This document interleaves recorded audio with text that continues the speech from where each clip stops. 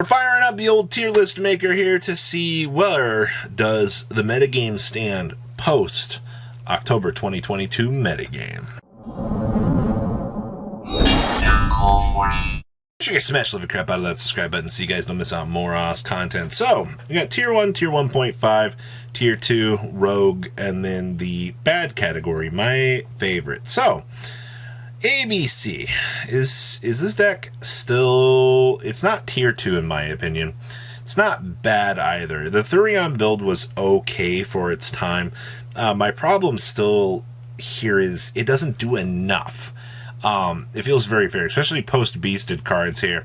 This deck is going to get hurt very, very badly in the upcoming formats. So hopefully we'll see where this maybe gets better, but I would say it's roguish at most. Adamantipator. Well, they lost Hauki Fibrex.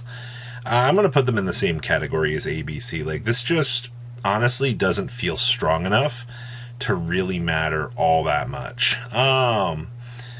The Adagnister deck. Now, Adagnister with the Mathmech package did perform relatively well. I do think that there is an argument to be had for this deck, honestly.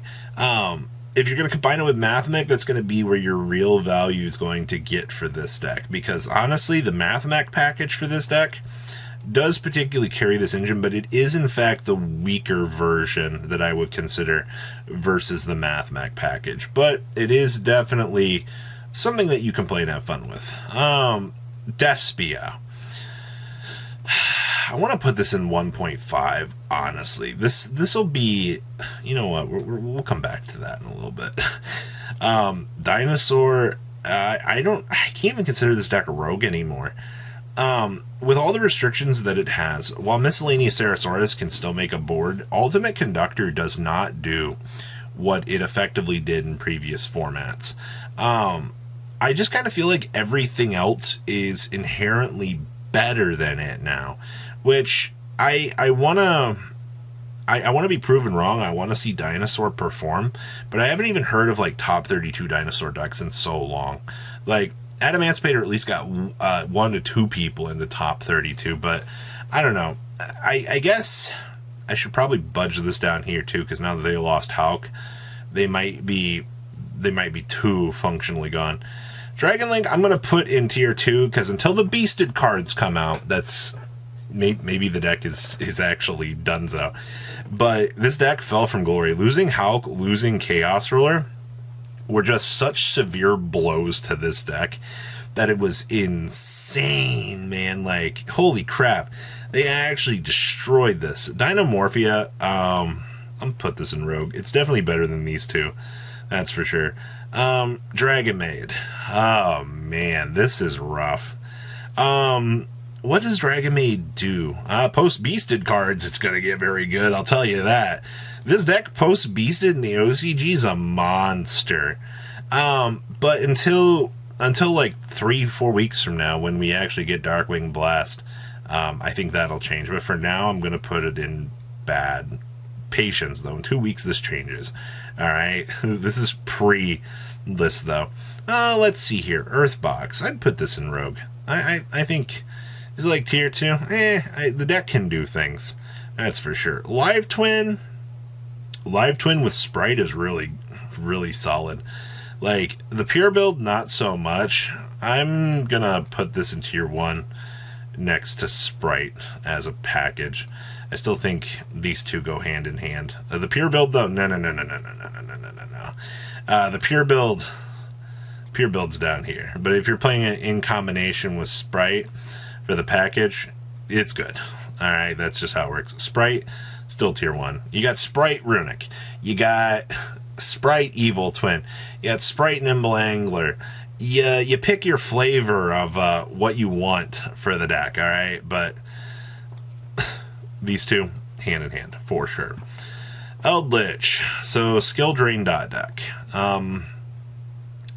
It's like 1.75, to be honest with you. Skill drain's still a good card. Problem is Sprite and everything else is just, you know, I'm going to put it in tier 2. Exorcist I'm going to put in 1.5 for now. Now that we've seen the potential metagame shift where, you know, Tier is now the best deck. Beasted is coming right around the corner. This deck will get another huge boost from that for sure for the levels of interruption. But for now, this deck now gets to do its purpose. You still got to kind of go first in order for this deck to really matter, which is really saying something. I really do want to see like this deck get better. Despia, I want to point at like 1.75. Like this deck and like Sword Soul aren't completely like tier 2. Here, we'll put Sword Soul up here too. These two decks, they can perform. It's just formally for their power scaling, they aren't the best options is what I'm really getting out of this here. So that's like one big thing to like understand here in terms of what these do. They are better than the other stuff by far, you know, for edging out. There's a reason why these were formerly tier 1 decks. It's just they haven't been power crept so far down the ladder yet that they're out. I mean, do I need to tell you that Flounder's tier 1.5? Like, is Flounder better than, you know, the rest of the decks up here? No. Can it beat these? Yeah. Pretty easily. Invoked. So we can still make Winda. That's about it. I still think this deck is too fair, man. Like, functionally what it does, it's not enough. Like, unfortunately. Labyrinth, I'd put in the rogue category. The thing with Labyrinth is this is a rogue buster deck for locals. Like, you take this to locals, your goal is to, like, break boards or just play traps. It's worse than Eldritch until we get Silver Castle, or the Silver Castle extender. Once you get that in the next set, this deck becomes so much better. But no. Libromancer, no thanks. Madolche did in fact top a couple of OTS championships. This deck actually performed, surprisingly. Marin says I'm also going to put in Rogue here.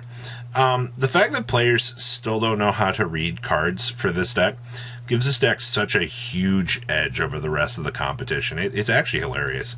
Mathmech, welcome to 1.5, buddy. You really deserve it. Mathmech as an engine, so good. As a deck, so good. OTK's people don't know what they're doing.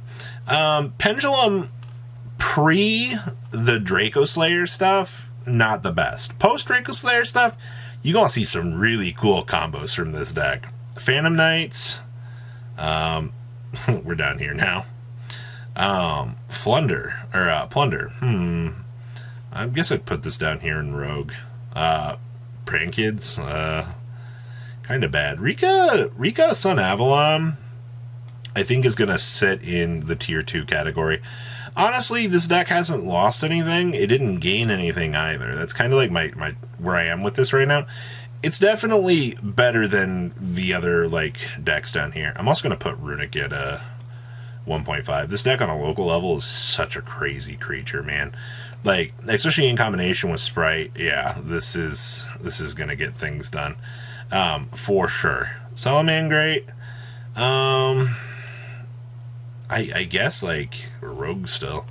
Sky Striker still makes its way into the tier 2 category. This deck is losing a lot of power. Spellbooks. So, where do we put spellbooks inherently here? Well, I think the deck is still... Spellbook Runic is pretty good. I'm going to put... I guess we'll put it in tier 2 for now. This is kind of like a throwaway. I'm kind of curious. Best deck in the room is tier, like, not even a question about this. And Trap Tricks, I'm going to put this down here in the bad category. I don't see anything with this right now. So that's our tier list. There's a lot more like 1.5 than I previously really expected. Like, the higher end tier scaling until... well, for now, until we get the beasted stuff, I think a lot of interesting things are going to shift once that happens. We'll have to wait and see, you know, really where the value management and things come out of the next set. But for now, this is what you're looking at for early October 2022, and you're going to have a pretty big metagame shift here very, very quickly. So what do you guys think? Please leave a comment down below, tell me what you guys think, and I'll see your beautiful faces back here later on the day, guys. Peace out. Patrons, thank you.